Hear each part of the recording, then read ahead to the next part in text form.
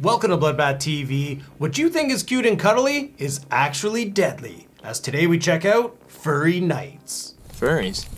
They dress up like animals to, you know.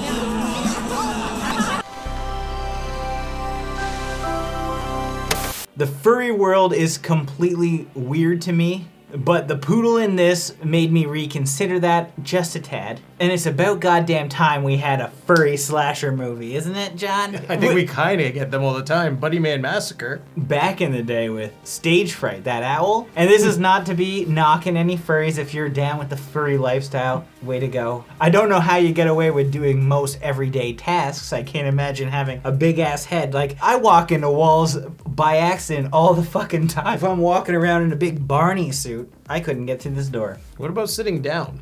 You got a tail. And if you sit down incorrectly, depending on where that tail actually goes, you might be really uncomfortable. The basic premise of this movie, we have a group of kids going to film a horror movie in the woods. It's a mix of found footage and regular footage because we get to see the filmmaker's perspective as they're shooting some kind of like Creature of the Black Lagoon style film with a guy in a morph suit that looks trash, that literally says morph suits right on the front. He's wearing it backwards half the time, but they accidentally kill a little sneaky Winnie the Pooh motherfucking furry. He shot Winnie the fucking Pooh. This is where the great debate comes into play. You have someone who believes they're a bear, acting like a bear, and then gets shot at because the person thought they were a bear. If you want to act like a bear, you get treated like a bear. Not me, personally. I don't care. Take my hot dogs. Don't give a fuck. But you know who does give a fuck? The friends of the bear that was just shot. They're pissed, and so now they're going to attack and kill the campers. The girls have no idea what's going on. The girls actually think that they killed a bear. They don't know that it was a furry. I'd be Maddie, just fucking getting hammered the entire time, like, well, go deal with the bear you killed. Well, she was more mad that they killed the bear. If you can live with the fact that you killed an innocent furry little creature, I mean, you basically killed Winnie the Pooh. Yeah, but she didn't really care because she stayed in her tent and just drank. Just drinking and complaining. So our main furries, we got the alpha male. He's a wolf, so, you know, he's the alpha. We got the sexy ass poodle. It's only because she's in latex. Yeah, well, it's like spandex. I don't know what it's called. It's the wet look. I guess that's what I search anyway. I mean, I'm not looking.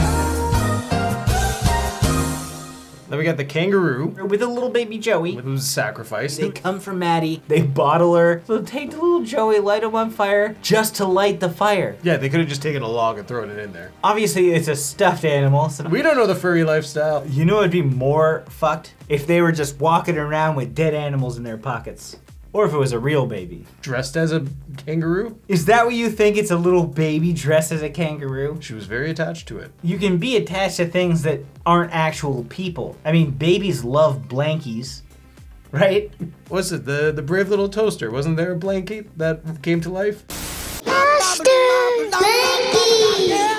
We also had our bunny and a lion. Then we have our creature from the Black Lagoon. Not part of the furry gang, but I swear, what could have happened? Black Lagoon guy walks over there. He could just mingle, had a little orgy if he wanted. He easily could have just pulled the tail of the poodle and got sex. For some reason, the keys to their car are attached to the poodle's tail. But the director had climbed into the suit of the dead kangaroo, and now we get a great, like, Iron Man vision of his face half the time while he's talking like a chipmunk. He's just chasing that tail. Next thing you know, the poodle thinks mixed signals. And I like the wolf, like the alpha guy's like, all right, you two go bang right now. We're gonna go kill the rest of these people. It didn't bother him at all. I figured he would have been upset. As much of an alpha as he comes off as, I think he's actually quite beta. He didn't have the whole getup. He just had like jean jacket and like jeans on. For all we know, he's a slumber party massacre killer. I think that he only had those parts because they were the cheapest. I don't think he could afford the suit.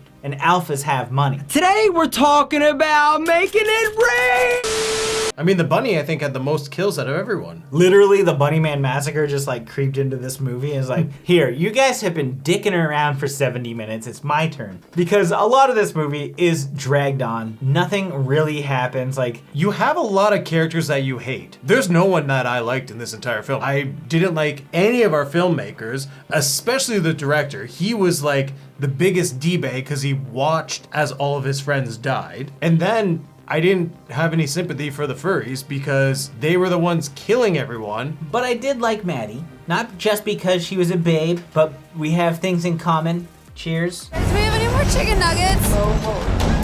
We had the creep final boy. What did I do?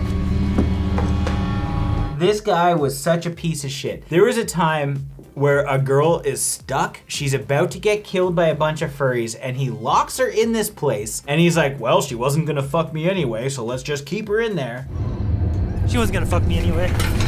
That scene specifically did lead to a fun kill. In a terribly cut sequence, she tries to escape, and she's crawling underneath this metal fence while the furries have a machete and they're smashing at the gate, so there's sparks all over the place and you can't see what's happening. But she gets out and her clothes have just come off magically, and she's running through the cornfield being chased by a tractor or a ride-on lawnmower and just gets either hit or cut up. I couldn't tell. It looked like a tractor, but it acted like a lawnmower. Yeah, and because she kind of splattered everywhere, leading to the director who's in the kangaroo suit being like, I finally got my booby shot. I don't know if it was supposed to be silicone or It was a tit. They should go back to whatever fetish store they bought these goddamn furry suits at, or at least the butt plugs. Again, not sure if furries in general are just a fetish, but the butt plugs are. They should have just got a fake titty somewhere else, because this fake titty looked terrible. I think the best moment of all, though, the big showdown at the end. We've gotten to a house, we've got Maddie, we've got the incel guy, and we've got the director. The director is in the house as the kangaroo. Right after the incel guy got cut in half, which was excellent. I thought that was really well done. Even though we don't necessarily see it, The implication was there. Oh, okay. You had me going there for the first part. The second half kind of threw me. but when the kangaroo, he pulls out some boxing gloves and he starts punching this dude, and he's doing a great job. I thought that was Roger from Tekken, honestly, because he was swinging and then he goes back on his tail briefly for the kick. Quality. But then he gets his little mittens swiped right off, and he's just like, oh no, my hands. That was great. That's probably the best moment. Oh, I forgot. One of the best parts, and probably one of the more unique kills in all of horror cinema. Yeah, I know that's weird, but you'll never see it again. Two furries with their tails wrapped around a guy's head run and break his neck. That's fucking genius. Think of how much they had to clinch those plugs to snap that neck. Buns of Steel is back with a new look, a new sound, a new style, and a new sweat. Whereas we talk about some of the greater moments of this film, it was riddled with a lot of bad moments. I got really mad. Really? Yeah. I didn't sense that. The whole car key thing. Because the guy's in the car and he turns the lights on and then he's like, oh, I don't have the keys. Well, how the hell are you turning the lights on in the car? You need the keys to turn your lights on. Despite what the content is, Furry Nights, the reason why we even watch this is because we have to watch this. And probably the reason why you watch this video. What do you mean there's a furry slasher? Of course we need to watch this. The movie takes itself way too seriously considering what's happening. There are slight moments of comedy, but this is not a comedy movie. Like we mentioned with the kangaroo thing, that's the one of the few jokes that are even in this movie. If the furries talked normal, it would be funny to see the director do the chipmunk voice because he doesn't understand the culture. But then he's constantly talking in this voice. It's very annoying and frustrating. They needed to lean harder into the comedy aspects and make more light situations or be completely non-satirical. It seemed as though they were trying to do a satanic element when they got to the house. There's all these little things that they scattered throughout this film, but they never really could focus on it. The big question, John, would you ever be a furry? No. I thought that was going to be a bigger question, honestly. I get hot really fast. So would you say that the only reason you're not a furry is because you don't want to be so hot? I would say that's one of the reasons. I don't feel the need to be an animal. I don't feel the need to be an animal, but if it came over me one day, I would totally go. If it didn't cost so much. Buying the costume right out the gate, you're talking $3 grand probably. For something I'll probably just like be like, well, that was a fun phase.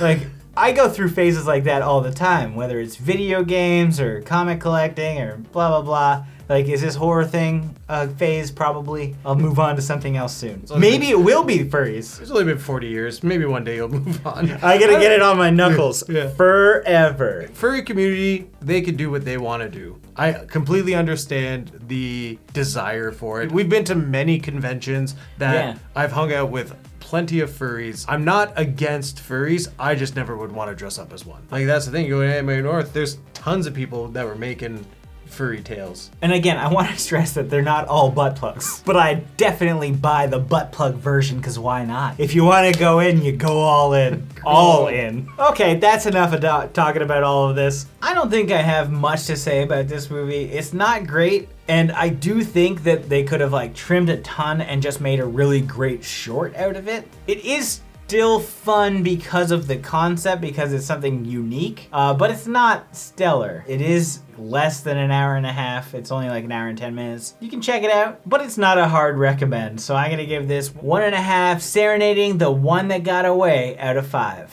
I should have written that song for you, Maddie. Maddie, you're not a fatty. Oh, Brian. This movie just wasn't for me. I think they dropped the ball when it came to the story. The concept was there. It didn't hit with me, and I don't think it's gonna hit with a lot of people because the characters are very, very annoying. It just felt like they took this too seriously, and I didn't enjoy myself. So I would not recommend this. And with that being said, I give this film 0.5 bare alters out of 5. As always, thank you for watching. Like this video and comment below with your thoughts on the film. If you've seen it, if you haven't and you do want to check it out, links are in the description. If this is your first time here, make sure you subscribe to the channel to stay up to date with everything here on Bloodbath TV.